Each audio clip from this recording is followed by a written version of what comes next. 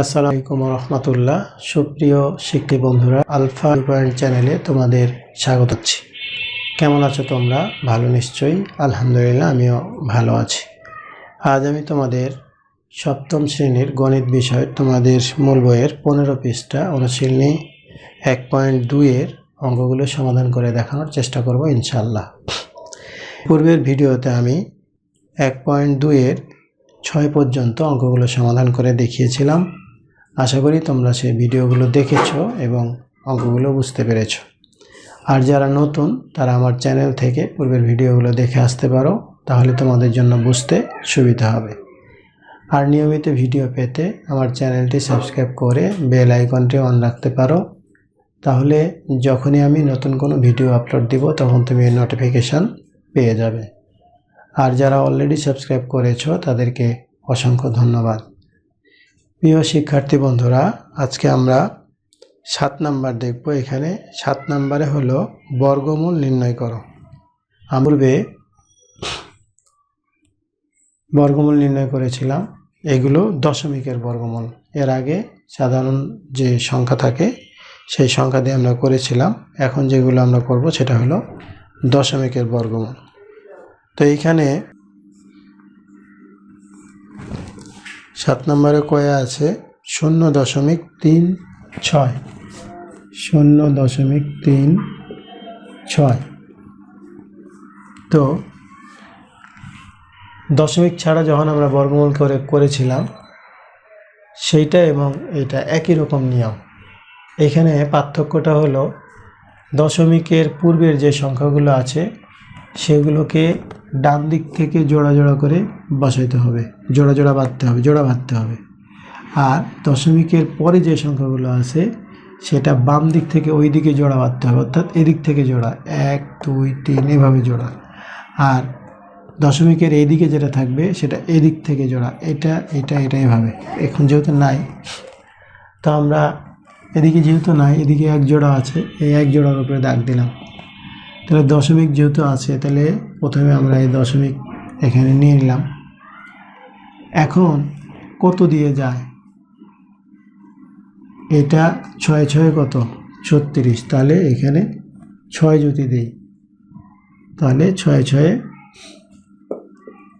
36, 6 6 36। এই তো হয়ে গেল 7-এর ক। এরপরে 7-এর খ নম্বরে আছে, দেখো 7-এর খ নম্বরে আছে 2.25। 2.25। আচ্ছা, এখন এটা এদিক থেকে জোড়া আর এটা এদিক থেকে জোড়া। তো জোড়া যেহেতু নাই, একটাই আছে, তো কয়বার যাবে? একবার। 1 1 1, বিয়োগ করলে কত পাবো? 1। এখান থেকে নামলো এক জোড়া। এখানে দশমিক নামানোর কোনো প্রয়োজন নাই, কেননা আমরা যখন গুণ করি তখন কি করি? দশমিক ছাড়া গুণ করে আমরা লাস্টে গিয়ে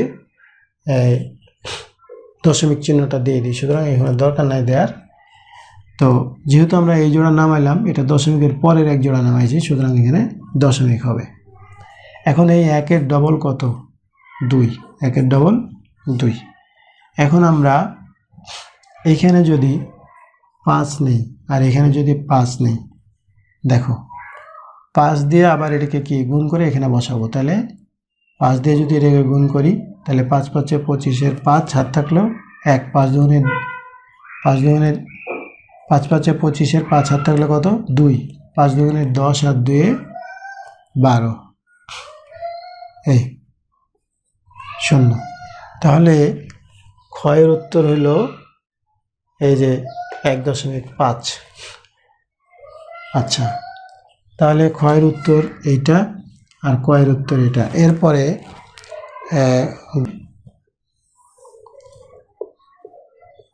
গ নাম্বারে আছে 0.0049। 0.0049। আচ্ছা, তাহলে এই দিক থেকে জোড়া, 2টা জোড়া দিলাম। আমরা এর আগে নিয়মে পড়েছি যে 2টা শূন্যর জন্য এখানে একটা শূন্য দেওয়া যায়, অর্থাৎ দশমিক যেহেতু একটা শূন্য, এই যদিও এখানে দশমিক দেওয়ার দরকার নাই, শূন্য শূন্য হবে আর কি। এরপরে এখান থেকে এক জোড়া নামাও 49।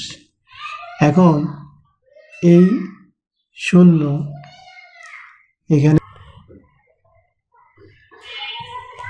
আচ্ছা এখন যদি আমরা এটাকে 7 দিয়ে দিই তাহলে 7 7 49, এই তাহলে আমরা গয়ের উত্তর পেলাম 0.07।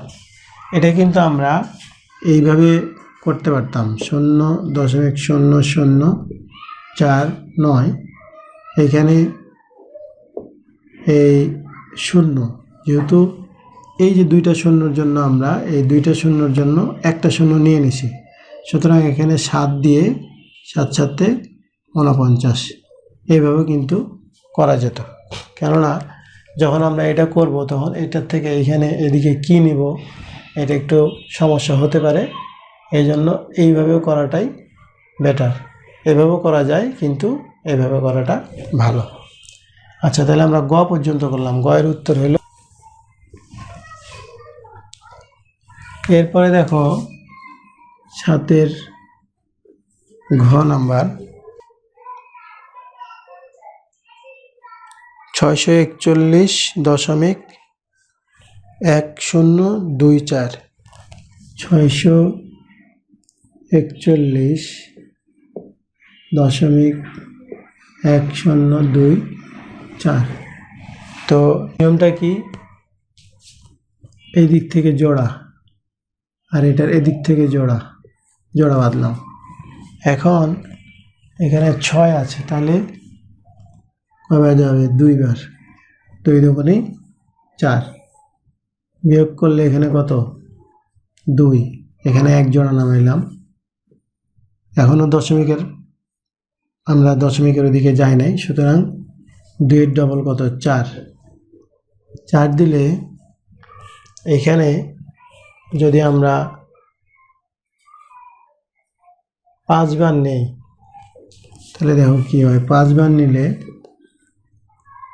5 5 25, 5 হাতে থাকলো 2, 4 5 20 আর 2 22, বিয়োগ করলে এখানে কত 5 আর 6 11, এখানে 3, তাহলে 1। এখন দশমিক এখান থেকে এক জোড়া নামাবো, তাহলে 10, তাহলে এখানে দশমিক। এরপরে 25-এর ডবল কত, 25-এর ডবল 50, 25-এর ডবল 50। তো যদি আমরা এখানে 2 নিই, 2 নিলে 502, 3 নেওয়া যায়। দেখো 3 যদি নিই, এখানে 3 নিলে এখানে দশমিকের পরে 3, তাহলে এটাকে 3 দিয়ে গুণ করলে 3 3 9, 3 0 0, 3 5 15, এই বিয়োগ করলে 9 আছে কত হলে 10, 1, এখান থেকে 1 1 মিলে হলো 0, 5 আছে কত হলে 6 হবে 1। এরপরে এখান থেকে এক জোড়া নামাবো, এখান থেকে এক জোড়া নামাবো মানে 24। এখন এই যে 253 ডবল কত হবে, 253 ডবল 3 দুগুণে 6, 5 দুগুণে 10-এর 0 হাত থাকলো 1, 2 দুগুণে 4, 1 5, 506। এখন এখানে কত নিলে, এখানে কত নিলে 10,124 হবে, 10,124। আচ্ছা দেখো আমরা যদি এখানে 2 দিয়ে নিই, এখানে যদি 2 দিই তাহলে কত হয়, 2 দুগুণে 4, 6 দুগুণে 12, 2 হাত থাকলো 1, 2 0 0 1, 5 দুগুণে 10, তাহলে 2 দিয়ে মিলে গেছে। দেখো এখানে 2 নিলে এখানে 2, এবং এই সংখ্যাটাকে আবার কি করতে হবে, 2 দিয়ে গুণ করতে হবে। দেখো মিলে গেছে। তাহলে এইটা হলো 25.32, এটা হলো 7-এর ঘ নং অঙ্কের উত্তর।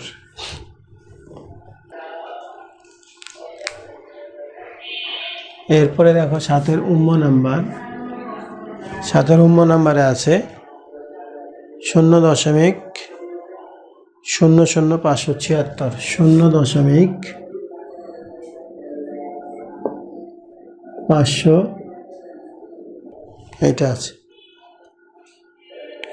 আচ্ছা, তাহলে এদিক থেকে আমরা জোড়া বাঁধবো, এই জোড়া, এই জোড়া, এই জোড়া। তাহলে এই এই এক জোড়া শূন্যের জন্য একটা শূন্য, আবার এইখানে এখন আছে 5, তাহলে আমরা কত দিয়ে দিব? 2 দুগুণে 4, হলো 4। বিয়োগ করলে এখানে 1, এখান থেকে আরেক জোড়া নামায় 7 6। আচ্ছা, এখন এই 2-এর ডবল কত? 4। তাহলে আমরা যদি এই জায়গায়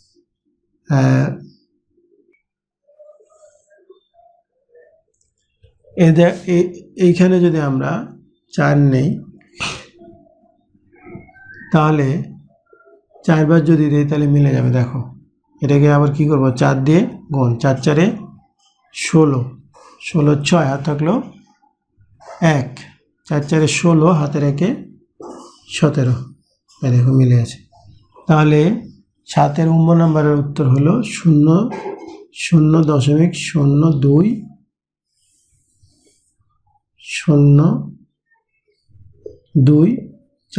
এটা হলো 7-এর উত্তর।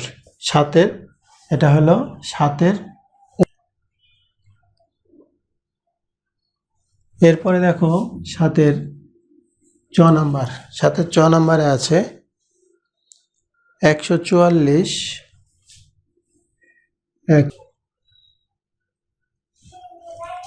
আচ্ছা 144.8412225।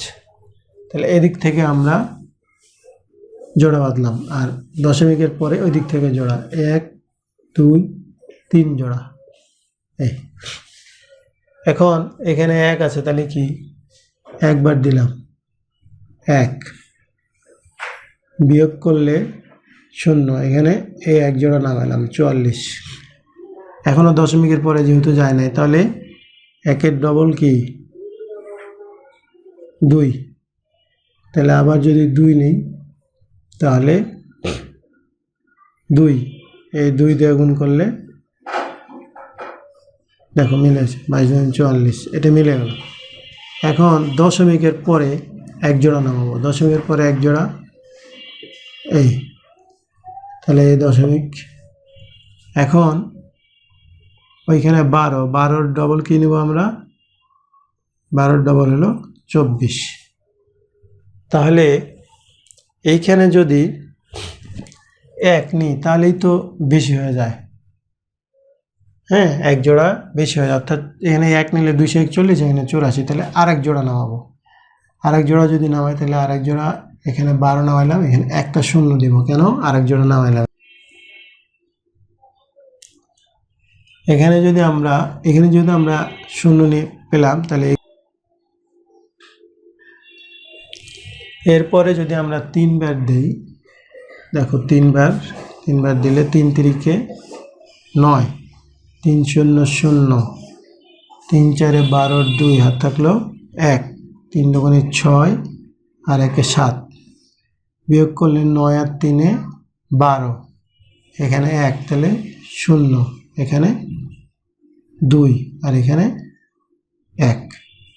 এখন উপর থেকে আবার আরেক জোড়া আছে, তাহলে আরেক জোড়া নামাইলাম। আচ্ছা, এখন এইখানে 1203, 1203, তাহলে 1203-এর ডবল কত হবে? 6,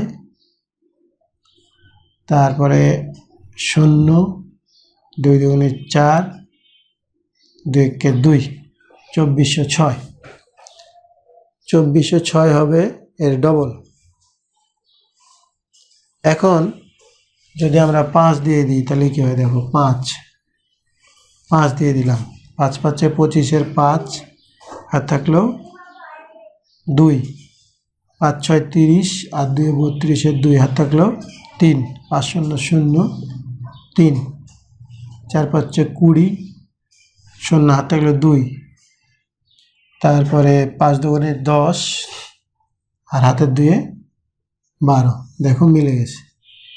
তাহলে আমরা এটার উত্তর পেলাম 12.035। 7-এর 4 নম্বরের উত্তর হলো 12.035। তো শিক্ষার্থী বন্ধুরা, এখানে 7 নম্বরে মোট 6টি অঙ্ক ছিল। আমি সবগুলো তোমাদের করে দেখানোর চেষ্টা করেছি, নিশ্চয়ই তোমরা বুঝতে পেরেছো। এরপরও বুঝতে সমস্যা হলে তো তোমরা হোয়াটসঅ্যাপ নাম্বারে যোগাযোগ করে অনলাইনে আমার কাছ থেকে বুঝিয়ে নিতে পারো। আর যদি তোমরা কেউ অনলাইনে বা অফলাইনে কেউ পড়তে চাও, তাহলে হোয়াটসঅ্যাপ নাম্বারে যোগাযোগ করতে পারো। আর যদি আমার এই ভিডিওগুলি ভালো লাগে, তাহলে লাইক, কমেন্ট ও বন্ধুদের মাঝে শেয়ার করতে পারো, যেন তোমার মতো অন্যরা উপকৃত হতে পারে। আজ এই পর্যন্তই, কথা হবে পরবর্তী ভিডিওতে। সেই পর্যন্ত মহান আল্লাহ তাআলা আমাদের সকলকে ভালো রাখুন। আল্লাহ হাফেজ। আসসালামু আলাইকুম ওয়া রাহমাতুল্লাহ।